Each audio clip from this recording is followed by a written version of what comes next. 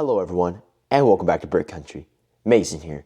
Today in this video, we are going to be upgrading one of my personal favorite LEGO sets in my collection, and that is set 9473, The Mines of Moria. With 776 pieces, this set has a pretty sizable box for its time frame. I really like how these glossy box art is, and I've already built the set, it's in my collection, but I really like being able to still have the boxes. I collect the Lord of the Rings boxes, and I think they're just so cool to look at. And I'm very excited to take this set and upgrade it. You can see it's a bunch of almost little modules, and today in this video, I want to almost combine it into a diorama-like feel of that epic scene. So without further ado, let's get started. So I grabbed the base plate for scale, and I want this MOC to be about 2 base plates, I think. I want to have the well about here, Balin's tomb, the back wall section with the pillars, and then the gates over here, similar to the front of the box art. But my plan is to also add, of course, the ground floor, as well as the cave wall here, here, and here, so it'll be almost in a U shape and you look into it. I might even add the hallway back here where the cave troll came out of. That could be cool. So that's probably what I'm going to do, but I wanted about 2 base plates in size to hold the whole MOC. So let's take a look at what I came up with.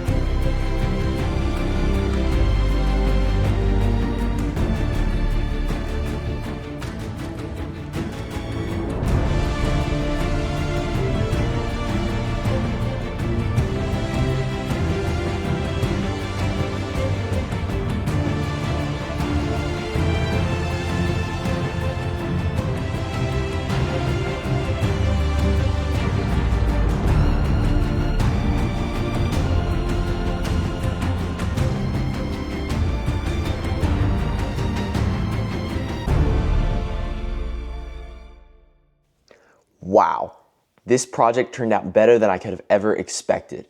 As you can see, I tried to stay true to the original set in the color palette with the mainly dark gray, but then I threw in some hints of dark tan, and I decided to do the floor in light gray so it kind of contrasts the walls, and I think it turned out very, very well. For the floor, I just did light stone gray plate, but then you can see I added some tiles on the ground as well to give it a little more texture. I think that looks really good. Not too little, but not too much at the same time. The weapons that are scattered all around, that in the instructions, it literally says just to pour them on the ground. I want this to be a little more secure, so I have these pieces snapped down. Now, sadly, I can't snap down the bone pieces at the angles I want, because if you remember in the movie, this is a tomb and the dwarves were locked in here and couldn't escape, so they basically starved to death. So there's a lot of skeletons and bodies around. So as you can see, I have several fallen warriors throughout the build. Even back there, I have one with a beard with an arrow in him. And for the arrow elements, I'm actually just using the lever elements, and then I stick the ball piece into the skeleton's chest, and I think that makes the effect really well. And then from up close, you can kind of see, oh, that's lever elements, but from far away, I definitely think it gets the job done of looking like arrows. And most of the skeletons are missing at least one limb, and I've just kind of scattered the elements around. These are newer skeletons, though. The skeletons that came in the set are both here and actually in the tomb itself, Balin. And the skeletons in these, the old ones, have the ball joint arms, which I think are just so cool that they can just freely almost hang and swing around. They're the only minifigures that can do the Iron Cross, so I think that's really cool. You can see the attachment point is just a little ball joint almost, and this just snaps on. I really like these old skeletons. I think I prefer them to the new ones, but they're just really cool, so I'm really glad to have 2 of them in the collection. Although it's kind of finicky to get them in places because you have to just like move their limp arms, but put him back in there. And I added some more minifigures that came in this original set. You can see I've added Gandalf the Grey as well as 2 different orcs, just a basic orc or hunter orc, as well as a Gundabad orc, because the set Mine's Moria only comes with 2 Moria orcs, and that's the only way you can get them. So they're a little on the expensive side now, so I decided to just add 2 more generic orcs. And then obviously you have the cave troll. This guy came in the set though, but I really like having him just kind of charging through the main doors. I thoroughly enjoyed though equipping the OG Gandalf minifigure or original Gandalf minifigure with some more modern weapons, because originally all he would come with is just his brown stick and it would just be the cylinder piece, nothing extra.